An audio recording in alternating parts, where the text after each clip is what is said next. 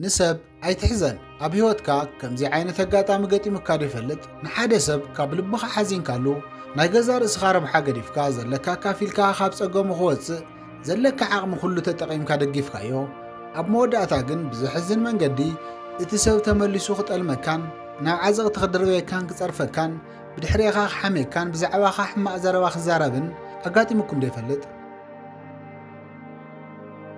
ማሕበረሰብናን ፊልምታትን ሓደ ግዜ ድማ ተዓባብያና ካብ ቁልዕነትና ጀሚሩ ሓደ ነገር ኣብ እዝንና እናተዛረበና እዮም ዝዕዊና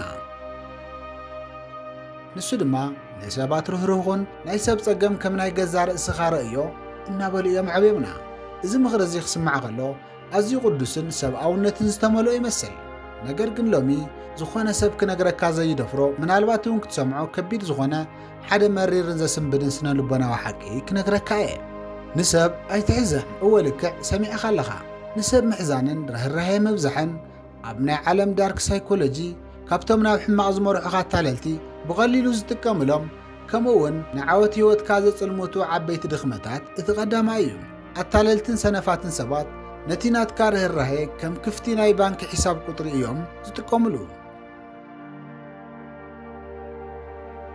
ክብራት ተኸታተልትና ናብ ናይ ሎሚ መደብና እንኳዕ ብሰላም መፀኹም ኣብ ናይ ሎሚ መደብና መርዛም ርህራሄ ከመይ ገይሮም ህይወትና ከም ዘጥፍእዎ እቶም ፕሮፌሽናል ተጠቃዕቲ ዝበሃሉ ዓይነት ሰባት ከመይ ገይሮም ብድንጋፀን ኣቢሎም ንሕልምና ከም ዘድንዝዝዎ ከምኡውን ናይ ሓቂ ናይ ህይወት ተዓወትቲ ንምዃን ስለምንታይ ደንጊፅና ኣብ ትሕቲ ቁፅፅር ክነእትዎም ከም ዘለና ብዕምቆት ክንርኢና ኣእምሮኹም ከፊትኩም ቆልዓታ ሂብኩም ክሳዕ መወዳእታ ክትሰምዑና ብኽብሪ ንዕድም በትናይ መፈለምታ ክንጅምር ከለና ኣብ ቁጥሪ 1 ዝተቐመጠ ምሕዛን ብዙሓት ሰባት ምሕዛንን መርዳእን ወይ ድማ ምኽባርን ሓደ ይመስሎም እዩ ኣብ ዓለማዊ ስነ ልቦና ግን ፍጹም ዝተፈላለዩ እዮም ንሓደ ሰብ ክትድንግፀሉ ከለኻ ኣእምሮኻ ከይፈለጠ ነቲ ሰብ ከም ምስኪንን ርእሱ ክሕግዝ ዘይኽእልን ፍጡርን ጌርካ እዩ ዘርእዮ ነቲ ፀገሙ ኣግዚፍካ ትሪኦ እሞ ናቱ ሸኽሚ ኣብ ገዛ ርእስኻ ትፅዕኖ እዚ ድማ ኣዝዩ ሓደገኛ እዩ ምክንያቱ ነቲ ዝደንገፅካሉ ሰብ ገንዘብካን ጉልበትካን ግዜኻን ክትቦ ከለኻ ፀገሙ ኣይፈትሕኻሉን የግዳስ ፅግዕተኛ ኢኻ ጌርካዮ ነቲ ናይቲ ሰብ ናይ ምቅላስ ዓቕሚ ኢኻ ቀቲልካዮ ዓብዪ ፈላስፋ ፍሪድሪክ ኒች ድንጋፀ ንሓይሊ የዳኽሞ ይብል ሓደ ሰብ ክትድንግፀሉ ከለኻ ናይ ገዛ ርእስኻ ጉልበት ተባኸን ናቱ ነፃነት እውን ትምንዝዖ ናይ ሓቂ ተዓወቲ ንሰባት ኣይድንጉፅን ፀገም ዘለዎ ሰብ ምስ ዝርዩ ፅግዕተኛ ኣይገብርዎምን ዝሓስብዎ ነገር ከመይ ገይሩ ባዕሉ ፀገሙ ክፈትሕ ከምህሮ ይኽእል ዝብል እዩ ድንጋፀ ዓሳ ሂብካ ምሕላፍ ክኸውን ከሎ ናይ ሓቂ ሓገዝ ግን ዓሳ ምግፋፍ ምምሃር እዩ ዓሳ ክገፍፍ ዘይደሊ ብስንፍንኡ ክቕፅል ዝደሊ ሰብ ግን ሓዚንካ ካብ ትስከሞ ካብ ጎንኻ ርሒቕካ ምድርባይ ዓብዪ ናይ ህይወት ጥበብ እዩ ካልኣይ ፕሮፌሽናል ተጠቃዕቲ ወይ ከዓ ማፀይቲ ጉልበት ኣብ ከባቢኹም ኩሉ ግዜ ዝሕዝን ታሪክ ዘለዎ ሰባት ገጢሙኩም ዶ ይፈልጥ ኣፎም ዝኸፈቱ ቁጥሪ ዘሕልሉኻ ብዛዕባ ፀገም ጥራሕ እዩ ኩሉ ግዜ ሓለቆም ይጭቁኖም እዩ ዓርኮም ድማ ይጠልሞም እዩ ህይወት እውን ኣይሰልጦምን ሓሚሞም ወይ ድማ ማሕበረሰብ በዲልዎም እዩ እዞም ሰባት እዚኦም ናይ ገዛ ርእሶም ህይወት ሓላፍነት ክወስዱ ፈፂሞም ኣይደልዩን ስለዚ እንታይ ዳ ይገብሩ እንተኢልካሲ ኣብ ዝኸድዎ ኩሉ ናይ ሰባት ርህራሄ ይእክቡ ልቢ ዝትንክፍ ንብዓት ዘምፅእ ታሪኾም ይነግሩኻ ንስኻ ድማ ትድንግፀሎም ሞ ትሕግዞም እቲ ዝገርመኩም ነገር ግን ትኽክለኛን ቀዋምን መፍትሒን ክትነግሮም ከለኻ ፈፂሞም ኣይቕበሉኻን ስለምንታይሲ ምክንያቱ ንሳቶም መፍትሒ ኣይደልዩን መፍትሒ ተረኺቦም ደኣ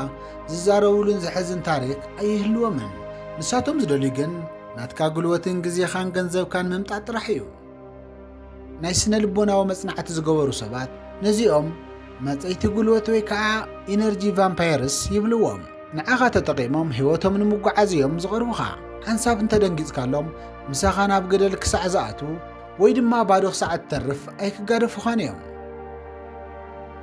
ሳልሳይ ናይ ዳርክ ሳይኮሎጂ ኣታለልቲ ሰባት ነቲ ናይ ሰባት ርህራሄ ድንጋፄን ከም ዓብዪ መሳርሒ እዮም ዝጥቀምሉ ሓደ መታለሊ ሰብ ኮነ ኢሉ ጥፋእ ተጥፊኡ በዲሉካ ስርዓኻ ባላሽልካ ወይ ከዓ ገንዘብካን ጨውሪርካ ክትሓቶ ወይ ክትፅበ ምስ እትደሊ ብንብዓት ናይ ተጠቃዒነት ካርታ ይስዕብ ሃንደበት ድማ ክበኪ ይጅምር ብዛዕባ ዝወደሎ ኣቦኡ ወይ ድማ ቤተሰቡ ብዛዕባ ዝሓለፎ ዝሕዝን ናይ ቁልዕነት ህይወቱ ክዕልል ይጅምር ወይ ድማ ኣነ እኮ ሓሚመ እየ ኣዝዩ ከቢድ ናይ ጭንቀት ኩነታት ውሽጢ ኮይነ እየ እዚ ገይረ እዩ ይብለካ በዚ ግዜ እዚ ኣብ ኣእምሮኻ እንታይ ይፍጠር?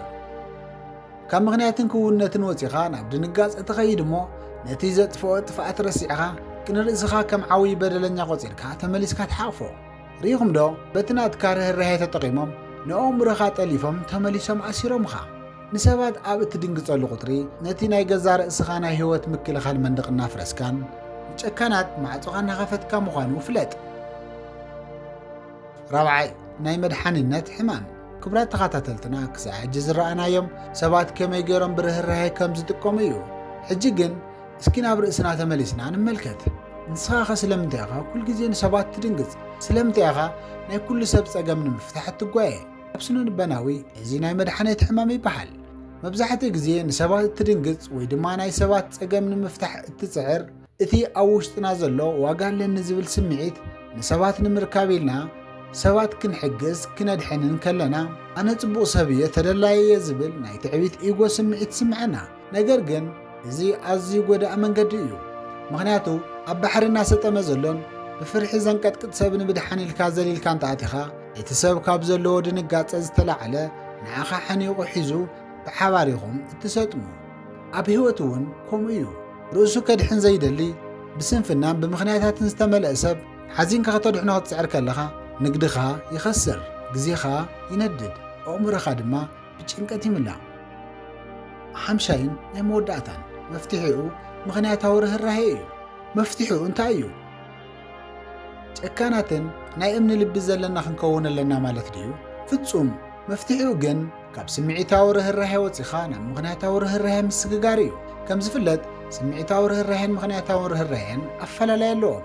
ስምዒታዊ ርህራሄ ክንብል ከለና ማለት እውን ምስ ሓደ ሰብ ሓቢርና ምሕዛንን ሓቢርና ምብካይን ዘጋጠሙ ኩሉ ነገር ምስኡ ምግባርን ጸገሙ ተሰኪምካ ምኻድን ማለት እዩ። ምኽንያታዊ ርህራሄ ክንብል ከለና ግን ናይቲ ሰብ ጸገም ምርዳእን ነገር ግን ናብቲ ስምዒት ዘይምዝላል ማለት እዩ። ሓደ ሰብ ዘሕዝን ታሪኹ ክነግረካ ከሎ ተረዳእዮ፣ ግና ናቱ ጸገም ተኻፋሊ ኣይትኹን። እዚ ናትካ ውግእ እዩ ባዕልኻ ክትዋጋእ ኣለካ ኢልካ ብትብዓት ንገሮ እምቢ ምባል ተለማመድ። ዘይጠቕሙኻን ጉልበትካን ዝማጽኡ ሰባት ካብ ህይወትካ ቆሪጽካ ኣውጻእዮም። ክሳብ ሕጂ ዝነገርኩኹም ናይ መደብና ስድራ ቤት ካብ ሕጂ ጀሚርኩም ናይ ሰባት ጸገም ናይ ገዛ ርእስኹም ምግባር ኣቋረጹ። ናይ ገዛ ርእስኹም ህይወት ዋና ተዋሳእቲ ንስኻትኩም ኢኹም። ኣብ ናይ ካልኦት ሰባት ድራማ ተዋሳእቲ ኣይትኾኑ።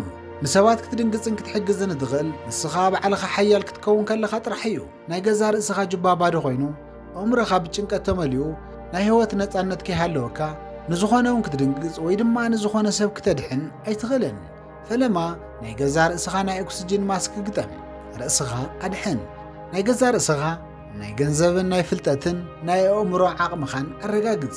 ዝኾነ ሰብ ብድንጋጸ ተጠቒሙ ህይወትካ ክቆጻጸሮ ይትፍቀድ። ናይ ገዛ ርእስኻ ዓቕሚ ህነጽ፣ ነጻነትካ ድማ ኣውጅ።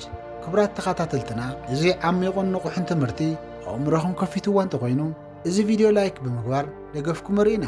ነዚ ትምህርቲ እዚ ድማ ብድንጋጸ ተደፋፊኦምን ዝተታለሉን ዝተጎድኡን ኣዕርኽትኹም ሼር ግበሩሎም። ክሳብ መወዳእታ ስለ ተኸታተልኩምኒ ብኽብሪ የመስግን። ኣብ ዘለኹም ሰላም ኩንለይ ቻው።